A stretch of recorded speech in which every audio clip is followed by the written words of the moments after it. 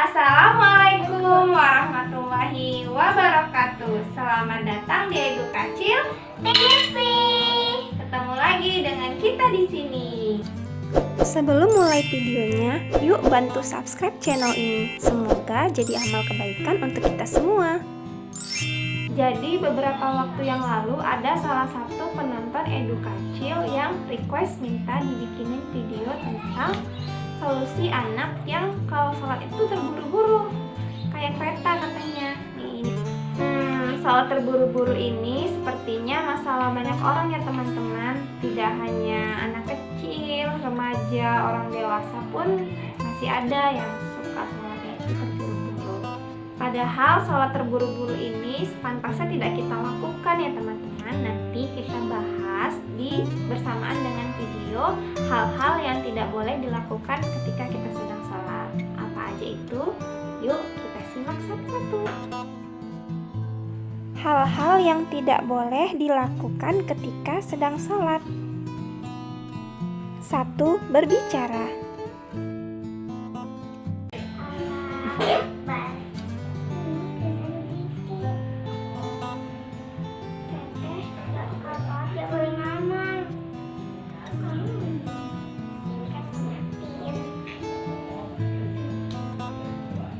Adegan ini hanya ilustrasi ya teman-teman.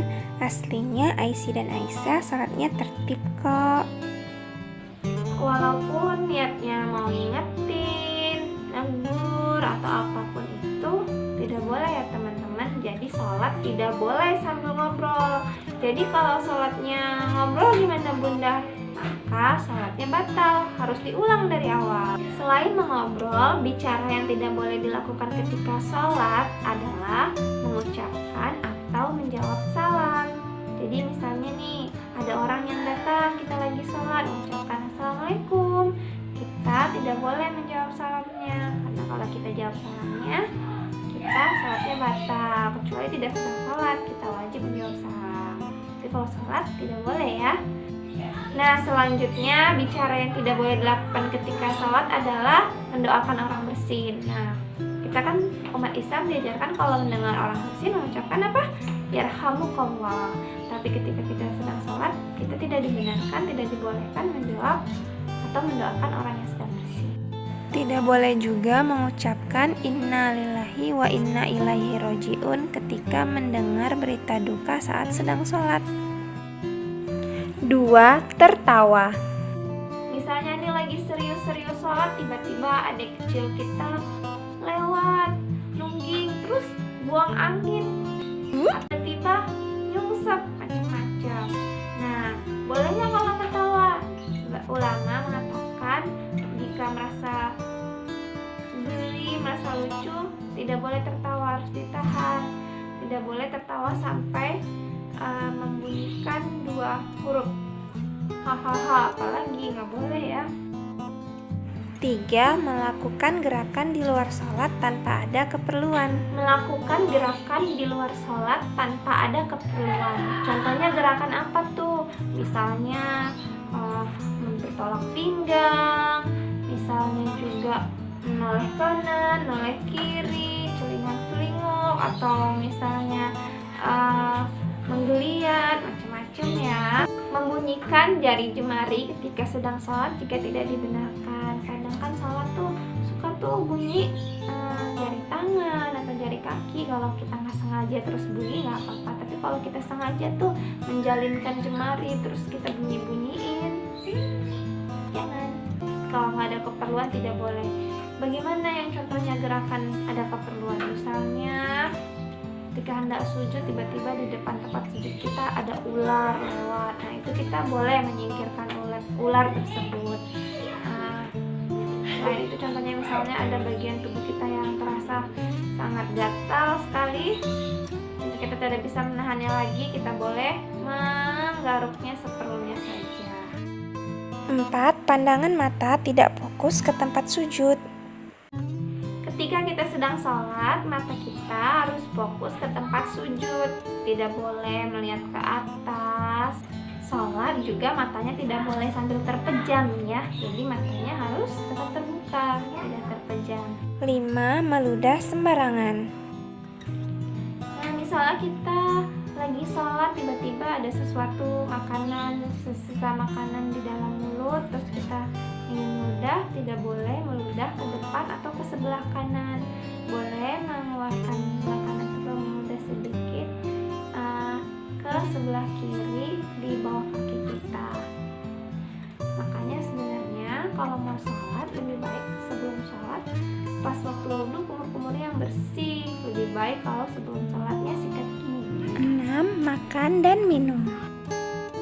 Marah lagi sambil makan, nggak boleh ya. Misalnya lagi makan permen nih, tiba-tiba masuk nih waktu sholat, permennya sayang dimakan aja, jadi sholatnya sambil ngisep permen. Boleh nggak kira-kira? Nggak boleh ya.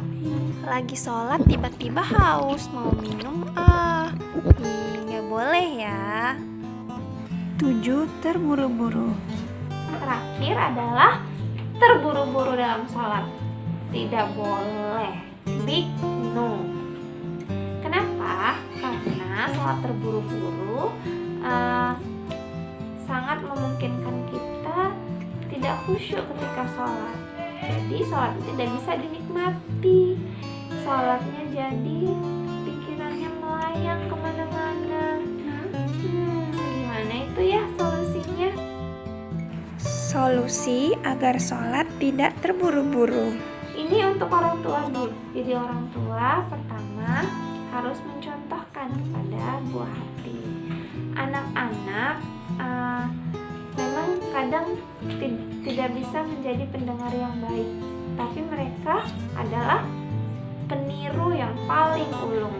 Jadi mereka itu seringkali tidak pernah gagal menirukan lingkungan di sekitarnya. Jadi kalau ada anak yang misalnya bicaranya suka kasar, bisa jadi kemungkinan besar orang-orang di sekitarnya suka bicara kasar. Memberi contoh harus secara konsisten. Kadang ketika kita memberi contoh tanpa disuruh pun anak itu bisa mengikut dengan sendirinya, dengan sukarela tanpa paksaan. Cara selanjutnya adalah dengan memberikan pemahaman yang benar dan secara konsisten. Jadi orang tua harus mengajarkan anaknya secara terus-menerus, jangan pernah bosan. Diajarkan kalau sholat itu bacaannya begini, gerakannya begini, dengan cara yang menarik bagi anak.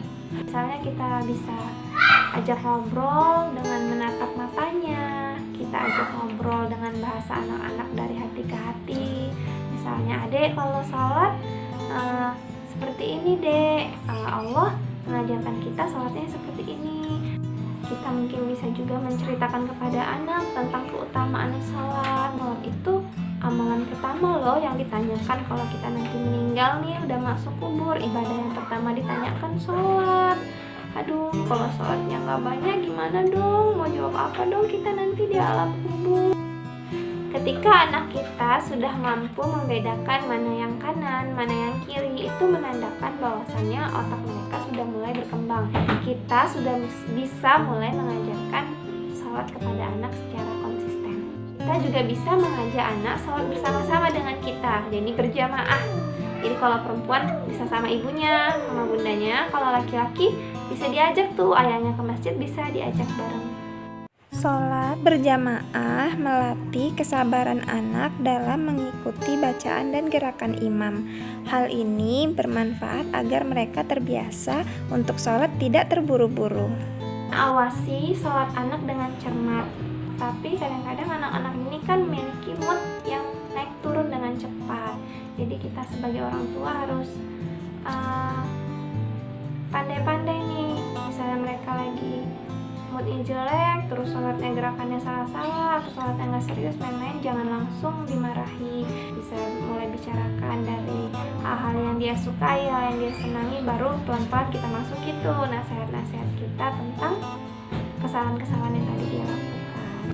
Contohnya nih, anak kita sukanya main mobil-mobilan. Langsung deh itu kita praktekin. Yuk dek, yuk kita main mobil-mobilan yuk.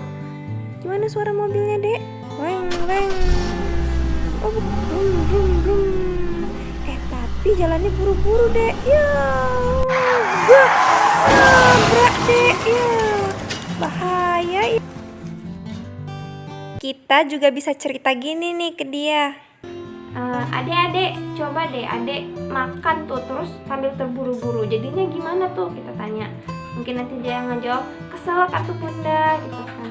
Atau misalnya adek lagi ngerjain PR terus disuruh ngerjain PR-nya tuh cepet-cepet buru-buru kenceng-kenceng gitu, kira-kira gimana hasil PR-nya. Mungkin nanti dia akan ngejawab, jadi berantakan atuh bunda, jadi acak-acakan PR-nya. Adek bayangin itu hal-hal yang dunia aja, kegiatan-kegiatan yang di dunia, yang hal duniawi, kalau kita lakukan buru-buru hasilnya kacau. Apalagi kalau untuk urusan akhirat kita lakukan buru-buru juga kacau juga. Sholatnya kacau, rugi. Siapa yang mau rugi? Nggak ada, kita semua nggak mau rugi.